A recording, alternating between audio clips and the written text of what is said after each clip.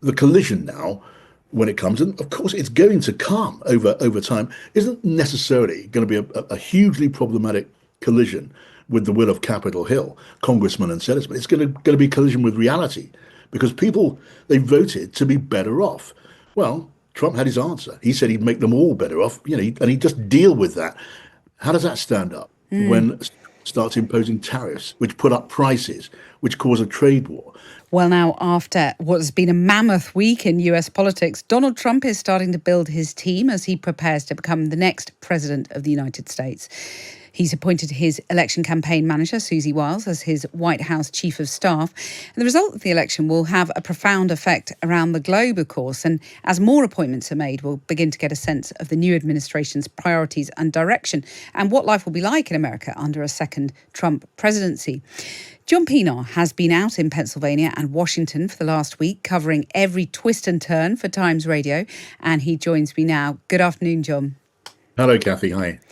Well, I mean, it must have been fascinating to be there covering all the ups and downs. And I guess I'll come back to, the last few days in your week in a second. But what about the mood today as the Democrats digest the scale of this defeat and we begin to get a sense of what the new administration might look like? Well, if you're talking about the mood among the Democrats, I mean, I know from what I'm picking up, just watching them, listening to Democrats, it's not so much disappointment as a sense of grieving, a deep grief. And I don't think it's because they don't understand what happened or why it happened. I think maybe the grief is because they understand it all too well. They'll now be engaged in a post-mortem on what went wrong for a while yet. And lots of things clearly, with the benefit of clear hindsight, did go wrong. You could say if they'd been a different running mate to Kamala Harris, if Joe Biden had stood aside earlier, if they'd focused much more on the pocketbook of people rather than sort of more abstract questions of values and the wickedness of Donald Trump, that might have made a difference. Maybe it would have made a big difference. Although you have to say, no argument was going to change the fact that Kamala Harris represented incumbency. And when people are hurting in their back pocket, in their checkbook, they want to hurt the party in power. In every election you've ever seen in circumstances, anything like this, that is what happened. And that is certainly what happened here. And for the Democrats, while they do their soul searching and look at, should it have been this way, should it have been that way, the bottom line maybe is it's not as if they lost the argument. I don't. You're not going to be seeing them changing their values, arguing for their idea of justice or equality and those values. But they learned that Donald Trump is very good at arguing, better at arguing than they were. Certainly in this election, he convinced millions of people he was speaking for them. He got it in a way that they did not, and that really counted. It counted a lot. There are still, Democrats in Congress. He didn't win every vote, but he certainly won more than enough votes. And so, as I say, pain on the Democratic side, and that's put it mildly. And Trump now has won the Senate and most likely the House. He's picked up another seat. How significant is that his sort of total control, as it were? Of course, it's very significant in this country. I mean, the idea of even a split Congress makes it harder for the president to get his way with the trifecta of the White House and both houses of Congress. And then you've got the Supreme Court of the United States with a conservative majority. And remember, you've got a president and a Senate capable of increasing the number of rightward-leaning conservative judges over these coming years. It is all there before them. I mean, there's going to be arguments in Congress and around the country, but I mean, Trump could barely have asked for more. And I think the collision now, when it comes, and of course it's going to come over time, isn't necessarily going to be a hugely problematic collision with the will of Capitol Hill, congressmen and senators. But it's going to be a collision with reality because people, they voted to be better off. Well, Trump had his answer. He said he'd make them all better off, and he'd just deal with that.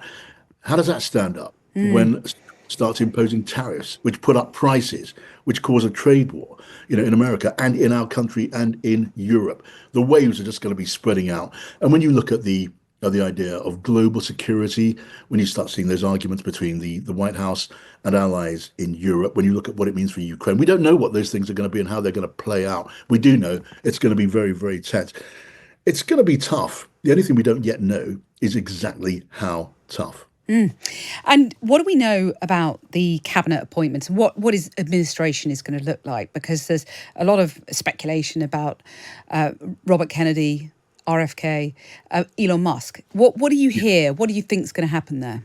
Well, the same things you're hearing, Kathy. Look, I mean, RFK, he wanted this job, a high level job involved in health. This is a guy who's a vaccine denialist, and says lots of things which, even to a lot of Republicans, don't make a lot of sense. He's aboard because he lent his support to Donald Trump. He's not going to be the health secretary in Donald Trump's cabinet. Word is he's going to have some sort of advisory role and a lot of influence. We'll see how that works out. But it is still going to be a Trump health department. So, with a very different idea to if another pandemic comes along, God forbid, it's not going to be handled the way, well, even that it was last time when Donald Trump was in office. He'll have a freer hand to do it the way that he wants to. Other jobs, Elon Musk, well, he will get some sort of very important role. He put millions upon millions of dollars and no doubt millions upon millions of readers of X behind Donald Trump. He wants some sort of role in managing government efficiency. On the record from Elon Musk is that he wants to take, what is it, $3 trillion of federal spending. Now, you do that in one year, you can't even run the Defense Department, let alone the other big departments. Over 10 years, you could do it, but it's a very different state. And meanwhile, what other roles? We wait and see, don't we? Yesterday, there was a flurry about the idea of Marjorie Taylor Greene from Georgia getting the job of Homeland Security Secretary. I'm not sure that's serious. I'm not sure that was taken very seriously. But the Who fact that knows? it was out, well, exactly, who knows, Catherine? The fact that it was out there, it made our eyebrows go Yeah, about a higher. literally There's anything a could lot of people happen. too.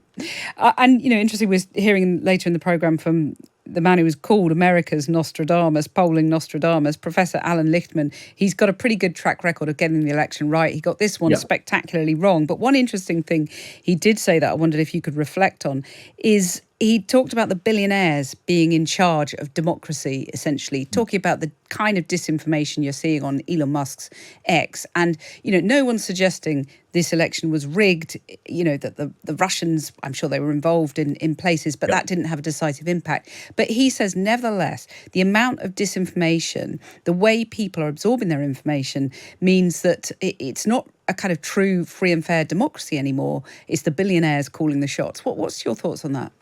Look, we used to think, and when I say used to, it wasn't that long ago, was it? Used to think of what we now call the mainstream media, in the light of new media, that the mainstream media had a very, very loud voice in politics, in elections, and in public life, a voice that really, really carried. I've always sort of believed, Kathy, that view was always overstated, actually, and that newspapers and those who own newspapers didn't have the power in elections that some people imagine they did, including governments who, election after election, go running after press groups and trying to get them on side. They'd rather have them with them than against them. I'm not sure they make a massive difference. But now, even that argument's diluted, and you've got social media platforms which tell a lot of people in their different bubbles only what they want to hear, and in which they can talk to each other with exactly the same opinion.